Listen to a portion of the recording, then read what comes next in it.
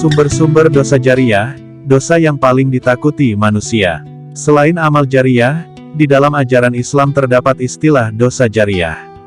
Berbeda dengan dosa atau kesalahan yang sering diperbuat manusia semasa hidupnya, dosa jariyah ini cukup ditakuti oleh manusia. Apalagi jika semasa hidupnya kerap melakukan perbuatan maksiat.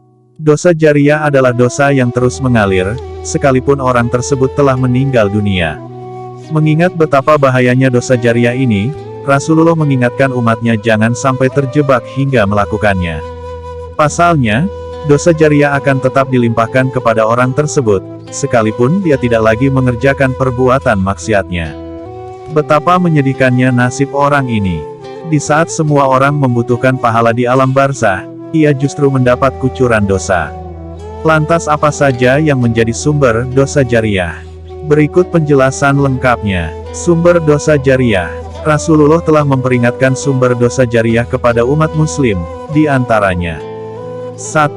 Mempelopori perbuatan maksiat. Mempelopori di sini adalah seseorang melakukan perbuatan maksiat itu di hadapan orang lain hingga banyak orang mengikutinya.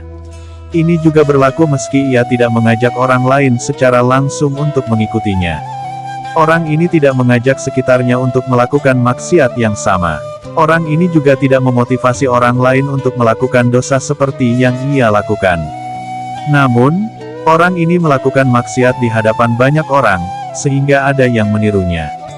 Dalam hadis dari Jarir bin Abdillah radhiyallahu anhu, Rasulullah bersabda, "Siapa yang mempelopori satu kebiasaan yang buruk dalam Islam, maka dia mendapatkan dosa keburukan itu, dan dosa setiap orang yang melakukan keburukan itu karena ulahnya, tanpa dikurangi sedikitpun dosa mereka."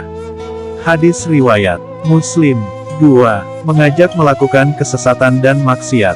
Ini adalah seseorang yang mengajak lingkungan sekitarnya untuk berbuat maksiat, meskipun dirinya tidak melakukan maksiat tersebut. Mereka adalah juru dakwah kesesatan, atau mereka yang mempropagandakan kemaksiatan. Allah berfirman, ucapan mereka menyebabkan mereka pada hari kiamat memikul dosa-dosanya sendiri secara sempurna, dan sebagian dosa-dosa orang yang mereka sesatkan yang tidak mengetahui sedikit pun bahwa mereka disesatkan. Ingatlah, alangkah buruknya dosa yang mereka pikul itu.